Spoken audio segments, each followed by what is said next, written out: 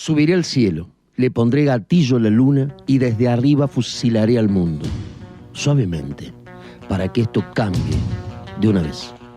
Raúl González Tuñón, La luna con gatillo. Una crítica política de la cultura.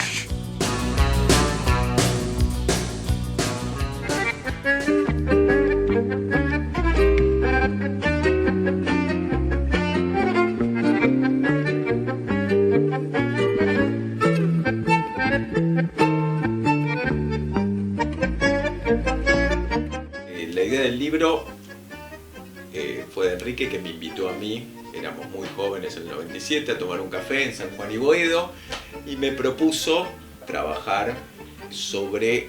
un agujero negro en el campo de salud mental, calculemos año 97, que había pasado en los 60, 70, dictadura, predictadura.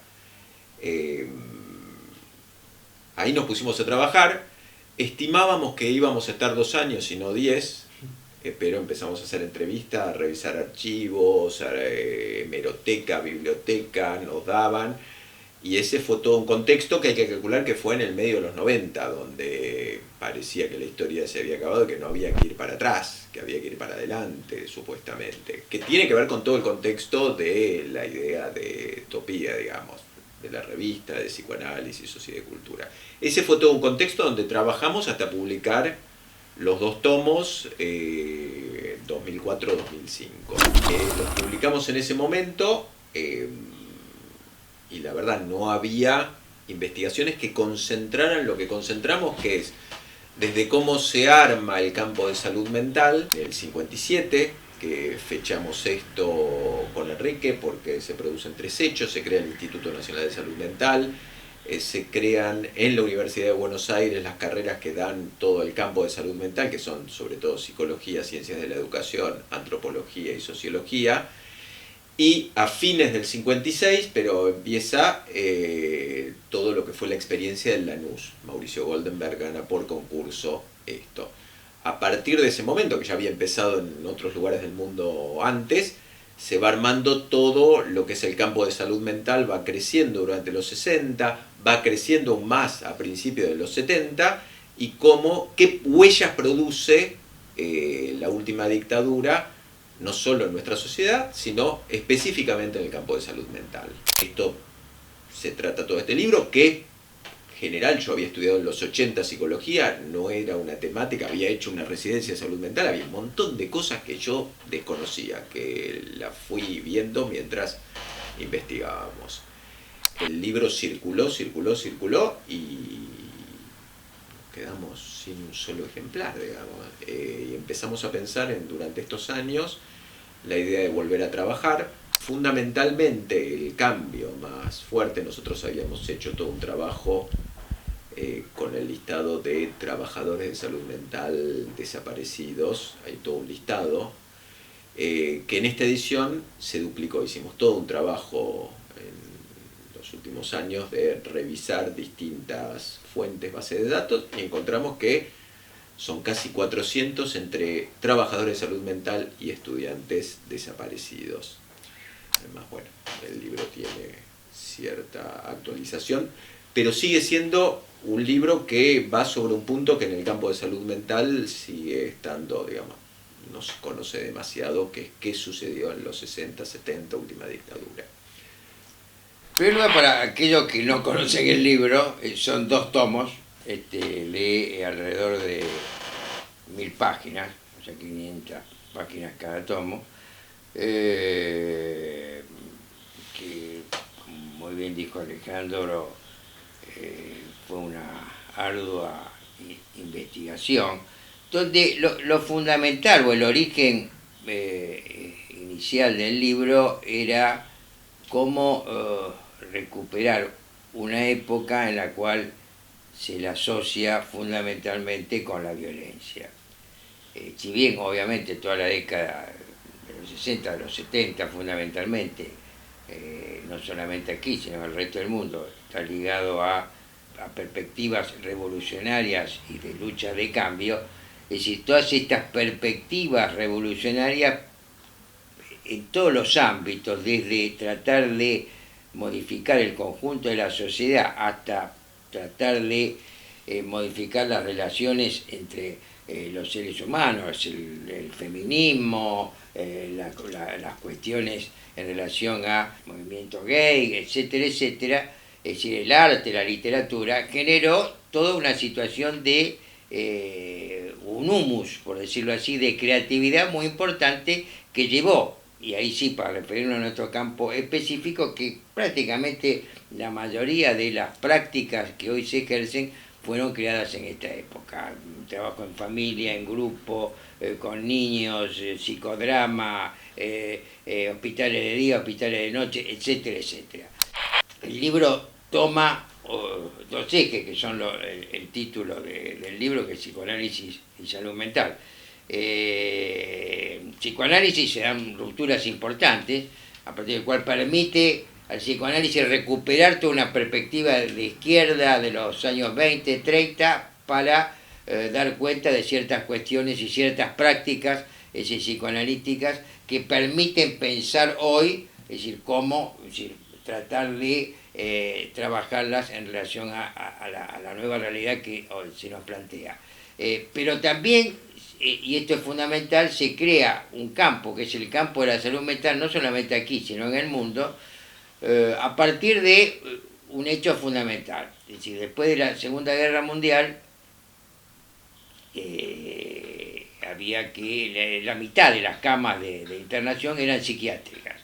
y parte de ese dinero había que invertirlo en reconstruir Europa, que estaba totalmente destruida. Desde ahí lo que se intenta es generar lo que se llama la salud mental, con el fin de, es decir, sacar a los pacientes de los manicomios y generar espacios alternativos a los manicomios. Esta perspectiva, que tiene un sentido estrictamente capitalista, es aprovechada por, no solamente aquí, sino en el mundo, los sectores de izquierda y progresista, en la cual le dan un vuelco y le dan un sentido de lucha antimanicomial, antiinstitucional, que permite generar alternativas a los manicomios. El principal efecto de esto, por ejemplo, es la psiquiatría democrática de Basaglia, donde a partir de todo un movimiento social y toda una lucha, se genera la ley que prohíbe los manicomios en Italia, en la cual hasta el día de la fecha no existe más manicomios en Italia. Se genera, bueno, en Inglaterra, la antipsiquiatría, las comunidades terapéuticas, el tercer sector en Francia, el trabajo en comunidad en Estados Unidos, y acá, es decir, toda una perspectiva de alternativas a los manicomios, que generan espacios parciales, es decir, porque en definitiva nunca se terminó de romper con la perspectiva, es decir, antimanicomial. Creo que estas dos líneas es la que están muy presentes en el libro, y como planteaba Alejandro, luego está todo el tema de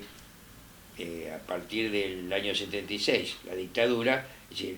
los desaparecidos en el campo de la salud mental,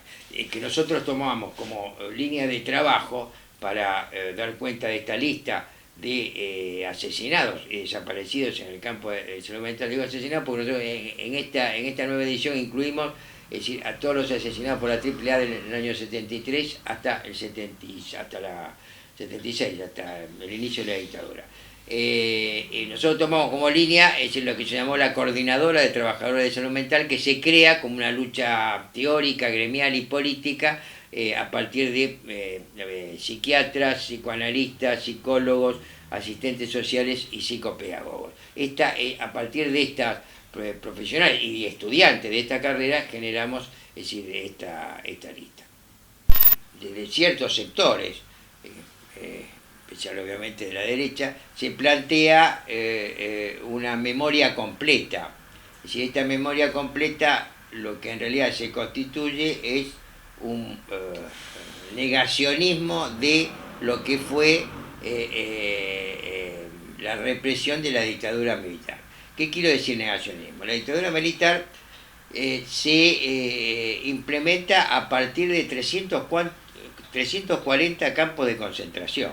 No hay muchos países en el mundo que generaron una represión a través de los países, de los campos de concentración.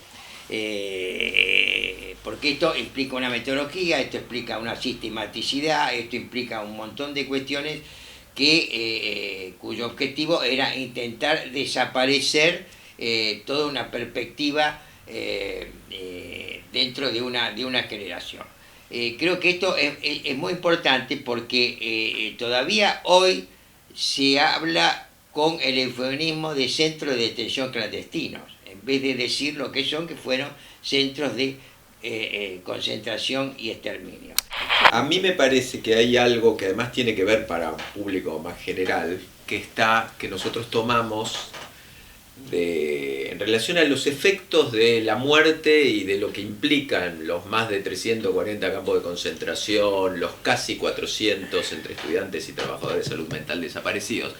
Ahí digo una anécdota porque está contada en la carta de Rodolfo Walsh. Lo cuenta como inicio de la metodología de robo en las desapariciones, pero que tiene que ver con el campo de salud mental, que es cómo desaparece un psicoanalista, Pancho Belagamba, mientras atendía un grupo terapéutico, donde atan a los pacientes, desaparece Pancho Belagamba, y después roban en la casa. Esto tiene todo un efecto, porque en el campo de salud mental, todos dispositivos grupales, comunitarios, en hospitales, había que pedir autorización porque eran considerados factiblemente subversivos. Esto implicó en el campo de salud mental el desarme de dispositivos de trabajo grupales, comunitarios, o bien, como cuentan muchos actores en el libro, que si hacían algún grupo, alguna sesión multifamiliar, tenían alguna gente extraña puestas ahí. Digo, para entender un poco el clima de época y cómo esto jugó en toda la sociedad y también en el campo de salud mental, para ir quitando cualquier cuestión que tiene que ver. Esto fue, de algún modo, algo que se dio particularmente en la Argentina, digamos, que dispositivos grupales comunitarios fueron estrechándose porque había que hacerlo durante la última dictadura. A pesar de eso, hubo variada, digamos, muchos profesionales que sí lo hicieron, hubo organizaciones, pero para entender un poco esta situación de lo que fue